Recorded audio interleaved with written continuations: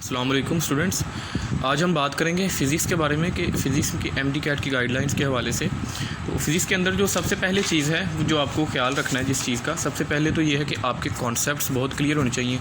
ठीक है, ये बिल्कुल ऑब्वियस ही चीज़ है, ज़ाहिर है कि आपको कॉन्सेप्ट्स क्लियर होने चाहिए, लेकिन इसके साथ साथ आपने बुक रीडिंग पे भी उतना ही ध्यान देना है। ठीक है, आमतौर पे बच्चे समझते हैं कि बस इसमें कॉन्सेप्ट हों, फार्मूलाज वगैरह आते हों और आपको जो है ना आप कर सकते हैं, लेकिन बुक रीडिंग से भी क्वेश्चंस आ जाते हैं बाज़ औक़ात। ठीक है, इसके अलावा जो सबसे पहली चीज़ है वो ये है कि आपने जो मुख्तलिफ़ रूल्स हैं, जैसे राइट हैंड रूल है, राइट हैंड पाम रूल है, फ्लेमिंग्स लेफ़्ट हैंड रूल है, ये रूल्स के ऊपर आपकी पूरी ग्रिप होनी चाहिए। ठीक है, और ये आपको अच्छे मार्क्स दिला देते हैं अगर आपके पास इनकी अच्छी ग्रिप है। ठीक है, इसके अलावा जब आप एक चैप्टर कर लेते हैं तो उसके एंड पे आपने एक स्टिकी नोट लें और वहाँ पे उस चैप्टर के जितने भी फार्मूलाज हैं उन सब को वहाँ पे लिख दें।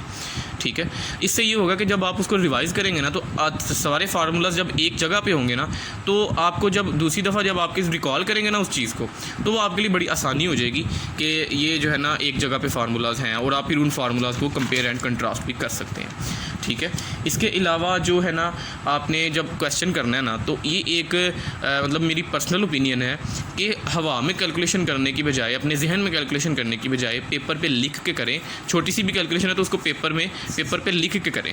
ठीक है, और ये इसीलिए बेहतर रहेगा कि अगर आप पेपर पे लिखेंगे तो ये है कि आपकी गलती होने के चांस कम होंगे, क्योंकि उस वक्त आपका जहन इतना मसरूफ़ होता है और वो बच्चे इतनी पैनिक की सिचुएशन में होते हैं कि वो अच्छे खासे जो है ना वो गलत हो जाते हैं, आसान MCQ गलत हो जाते हैं बाज़ औक़ात।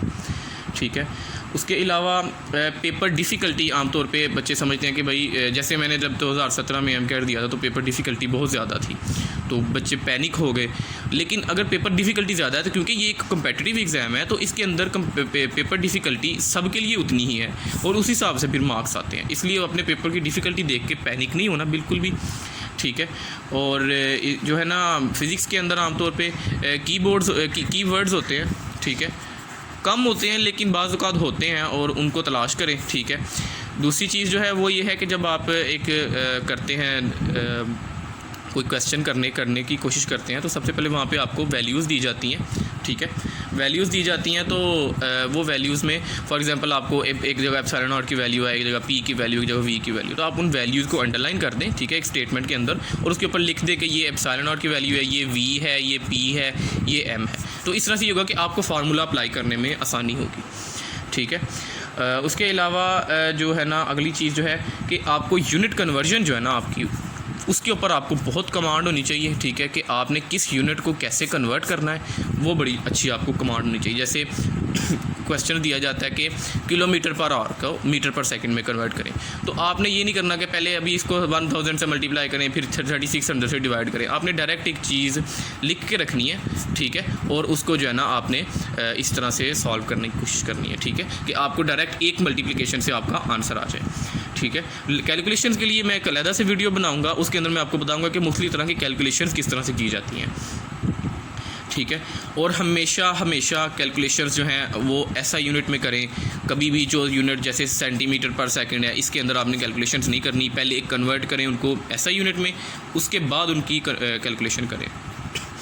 ठीक है, और आमतौर पर बच्चे ये करते हैं कि जो अननेसेसरी टॉपिक्स होते हैं, जो आपके जो कॉन्सेप्ट्स होते हैं अननेसेसरी, जो आपकी बुक में नहीं दिए गए होते, उसको अपने पास लिख लेते हैं, बड़े बड़े नोट्स बना लेते हैं और उनको फिर एंड पे रिवाइज़ करने का टाइम नहीं मिलता। ऐसा बहुत से स्टूडेंट्स के साथ होता है। आपने वही चीज़ें ज़हन में रखनी है जो कि आपको सिलेबस में रिक्वायर्ड है और जो आपकी बुक में लिखी हुई है। एक्स्ट्रा चीज़ों को करने से आपका टाइम ज़ाया होगा। पेपर में सिर्फ बुक से ही पूछा जाता है ज़्यादातर। ठीक है, इसके अलावा आपकी कोई क्वेरीज़ हो तो आप मुझसे पूछ सकते हैं, कोई सजेशन हो तो आप बता सकते हैं, मुझे ईमेल कर सकते हैं। Thank you very much.